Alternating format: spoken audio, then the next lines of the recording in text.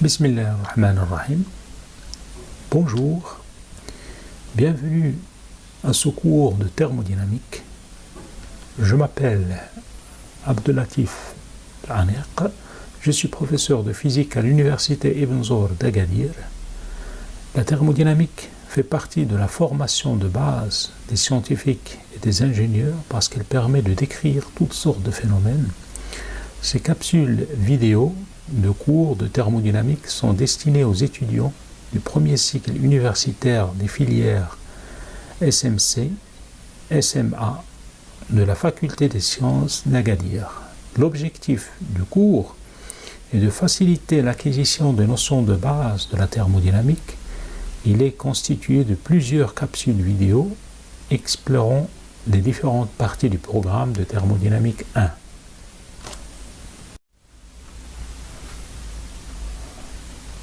Pour la majorité d'entre vous, je suppose que c'est votre première année à la faculté, plus général à l'université. Ne vous inquiétez pas, pas de souci à se faire, je vous explique comment ça marche. Je rappelle ici l'architecture générale d'un module quelconque, valable d'ailleurs aussi bien pour la thermo que pour la mécanique et les mathématiques, etc. Alors, vous avez droit à 12 séances de cours programmées sur 12 semaines, en parallèle avec 10 séances de travaux dirigés. Alors, c'est quoi les travaux dirigés? Ce sont tout simplement une forme d'enseignement qui permet d'appliquer les connaissances apprises pendant les cours théoriques ou d'introduire les notions nouvelles. Alors, à la fin du cours et des travaux dirigés, vous avez droit à 3 semaines de révision pour tous les modules. Ensuite vient l'étape de l'examen. Alors on appelle ça examen de la session normale et 2 cas de figure se présentent. Soit vous avez une note supérieure à 10 et donc vous avez validé votre module. Sinon, vous avez droit à un rattrapage si la note est strictement inférieure à 10 et supérieure strictement à 0. Donc voilà, j'espère que ça a été assez clair.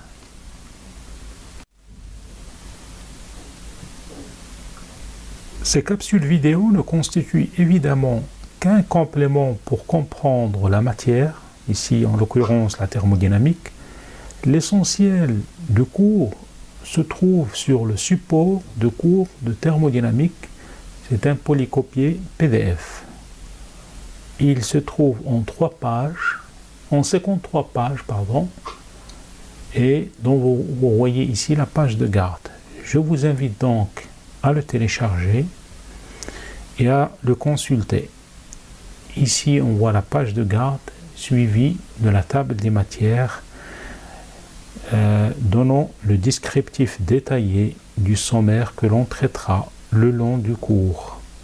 Le support en question, il est téléchargeable sur le site du Moodle de la faculté des sciences à l'adresse donnée ici.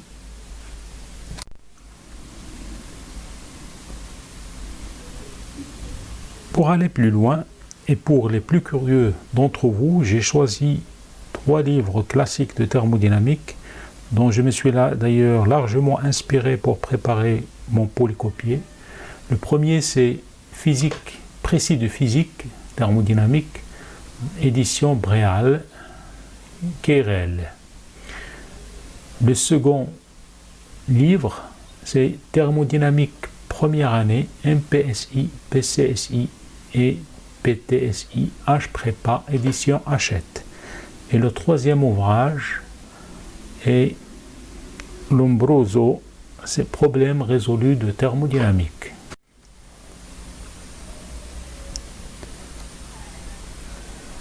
Ceci dit, et sans plus tarder, passons aux choses sérieuses. C'est quoi la thermodynamique? La thermodynamique, science expérimentale des transferts thermiques, est une discipline assez récente née au début du XIXe siècle. Il s'agit de l'étude de la matière et de ses transformations dans tous les cas où intervient la température.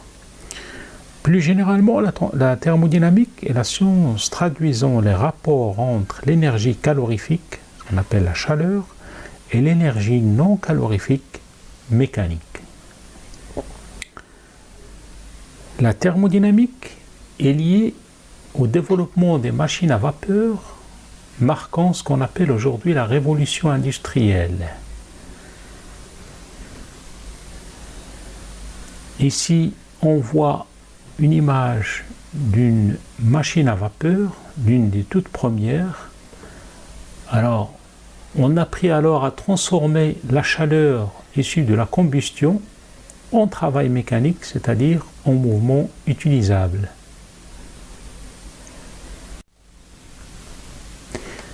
La machine à vapeur de James Watt a été mise au point en 1763. Elle fonctionne d'abord au bois, puis au charbon. Elle a été utilisée dans un grand nombre de domaines industriels, dans le textile, les machines à filer et à tisser, et dans la métallurgie. La machine à vapeur fait fonctionner aussi les locomotives, les bateaux et les machines agricoles. Comme on le voit sur cette image, le principe de fonctionnement d'une machine à vapeur est plutôt simple. On voit ici la chaudière qui chauffe l'eau pour produire la vapeur d'eau haute pression. La pression générée est ensuite utilisée pour pousser un piston ici à l'intérieur de ce cylindre. Le piston est accroché à une bielle qui permet de transformer le mouvement de translation en un mouvement de rotation. Alors récapitulons. La machine à vapeur exploite la force motrice de la vapeur d'eau portée à haute pression. C'est une technologie qui convertit l'énergie thermique, la chaleur issue de la combustion, en énergie mécanique, c'est-à-dire en travail. Dans le but d'améliorer l'efficacité de ces machines, les ingénieurs ont mis au point ou bien ont donné naissance à la thermodynamique. Pour mieux illustrer le fonctionnement d'une telle machine, je vous invite à voir l'animation vidéo MP4 qui dure 1 minute 37 secondes que j'ai trouvée sur le web et que je mettrai d'ailleurs sur le site de Moodle avec le cours. Quels sont les objectifs de la thermodynamique? La thermodynamique est une science empirique basée sur l'expérience qui étudie des échanges d'énergie et des phénomènes portant sur la chaleur et la température, concepts qui nous sont familiers dans la vie quotidienne mais qui sont à redéfinir. La thermodynamique considère les propriétés macroscopiques du système. Ça veut dire qu'elle s'occupe du système comportant un grand nombre de constituants, par exemple, un volume macroscopique de gaz qui comporte typiquement 10 à la puissance 23 molécules. Elle étudie les propriétés d'ensemble, c'est-à-dire les propriétés collectives du système telles que la pression, le volume, la température et les relations entre eux. C'est ce qu'on appelle dans le jargon de la thermodynamique l'équation d'état. D'ailleurs, vous connaissez tous la fameuse équation valable pour le gaz parfait qui est PV égale à nRT, où P la pression, V représente le volume, T la température, N le nombre de moles du gaz et R la constante des gaz parfaits. Les applications de la thermodynamique sont nombreuses. On peut citer entre autres les machines thermiques, moteurs de voitures, réfrigérateurs, pompes à chaleur, climatiseurs, turbines à gaz ou à vapeur, et j'en passe.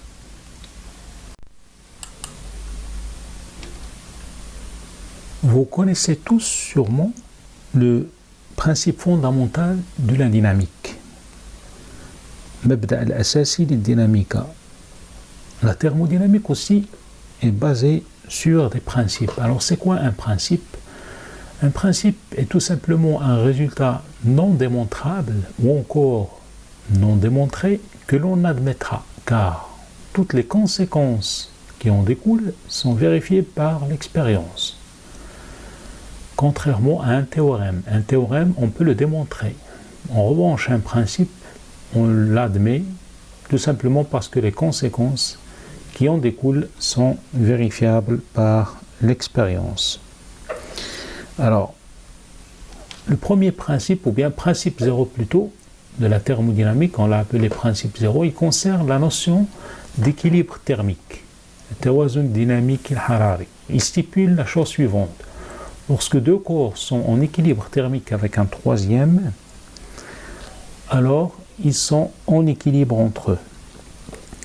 Le principe zéro de la thermodynamique permet de définir en thermodynamique la notion de température en tant que grandeur repérable. Alors là, je vais introduire une petite définition qu'on verra plus tard, mais ce n'est pas grave. Un système en équilibre thermodynamique, c'est un système dont les grandeurs, pression, température et volume ne varient pas avec le temps. Exemple, si je prends une tasse de café chaud dans la cuisine, il n'est pas en équilibre avec son environnement. Elle refroidit, sa température diminue. Elle cède de l'énergie lorsque sa température atteint la température de la pièce. La tasse de café devient en équilibre avec son environnement. Donc ça, c'est le principe zéro. Ensuite, il y a le premier principe, qu'on dit aussi principe d'équivalence, et qui concerne le caractère conservatif de l'énergie. Alors, la conservation de l'énergie est un principe physique selon lequel l'énergie totale d'un système isolé, c'est-à-dire un système qui n'échange ni matière, ni travail, ni chaleur, est invariante au cours du temps. Ce principe est de première importance en physique et impose que pour tout phénomène physique, l'énergie totale initiale du système isolé soit égale à l'énergie totale finale. Le deuxième principe sur lequel se base la thermodynamique, dit aussi principe de Carnot, qui concerne la notion d'irréversibilité et d'entropie. Ce second principe de la thermodynamique, comme on verra plus loin, traite de l'évolution des systèmes. On introduit la fonction d'état entropie, S, usuellement assimilée à la notion de désordre, qui ne peut que croître au cours d'une transformation réelle. Enfin, il y a le troisième principe qui concerne les propriétés de la matière au voisinage du zéro absolu. Le troisième principe s'énonce de la façon suivante. L'entropie, une grandeur qui caractérise le désordre du système, l'entropie d'un système à 0 Kelvin, le 0 Kelvin correspond bien sûr à moins 273,15 degrés Celsius, est une constante bien définie. En 1912, il en donne une autre formulation. Il n'existe aucune procédure capable de refroidir un système à 0 Kelvin en un nombre fini d'étapes, donc dans un temps fini. Sans plus tarder, nous présentons le menu du programme de thermodynamique 1. Tout d'abord, dans le chapitre 1, on va traiter, plutôt chapitre 0, on va traiter les outils mathématiques pour la physique. Alors, de quoi il s'agit-il? Ce sont des prérequis mathématiques. En particulier, on traitera les rappels de la notion de fonction à plusieurs variables et des dérivées partielles. Donc, c'est un chapitre plutôt mathématique, mais dont les résultats sont fortement indispensables pour la physique en général. Ensuite, on va traiter dans le second chapitre le vocabulaire et les définitions propres à la thermodynamique. Donc on va en particulier traiter la notion de système, des dates d'équilibre thermodynamique, des différentes transformations physiques. Dans le troisième chapitre, on va définir les quantités de chaleur et de travail. Donc, historiquement, on a considéré longtemps la chaleur comme un fluide qui passait d'un corps à un autre. Aujourd'hui, on parle de flux de chaleur, tadaffuq al-harara. C'est un synonyme de flux d'énergie. La quantité d'énergie transférée sera alors appelée chaleur ou quantité de chaleur. Ensuite, dans le chapitre 4, on définira la notion d'énergie interne et on présentera le premier principe de la thermodynamique. Dans le chapitre 5, on va traiter les coefficients calorimétriques. Alors, de quoi s'agit-il? En thermodynamique, les coefficients calorimétriques sont des coefficients permettant d'exprimer la chaleur absorbée par un système subissant une transformation sans changement de composition chimique ni changement de phase en fonction des variables pression, température et volume. Ensuite, dans le chapitre 6, on va traiter le second principe de la thermodynamique. On va faire des applications au cycle d'iterme et enfin, on va définir la fonction entropie. Je rappelle que on va se contenter des deux principes pour la thermodynamique 1, à savoir le premier principe de conservation de l'énergie, et le deuxième principe qui est principe d'irréversibilité. Alors, ça, ce sont les deux principes sur lesquels on va se focaliser pour le reste du programme. Alors, récapitulons un peu.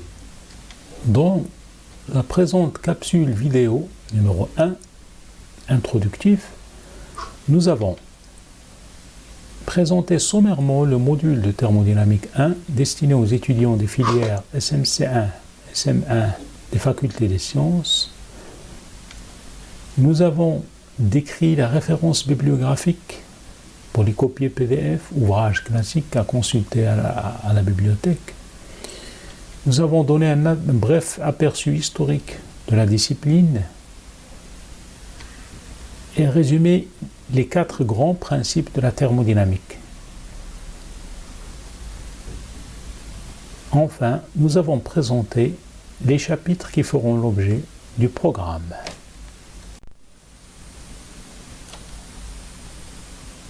Dans la prochaine capsule, numéro 2, nous allons aborder le chapitre 0 qui concerne quelques outils mathématiques nécessaires en thermodynamique.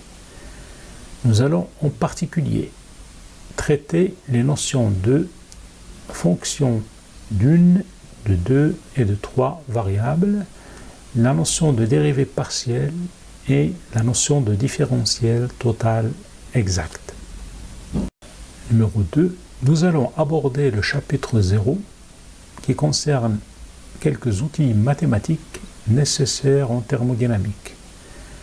Nous allons en particulier traiter les notions de fonction d'une, de 2 et de 3 variables, la notion de dérivée partielle et la notion de différentiel total exact.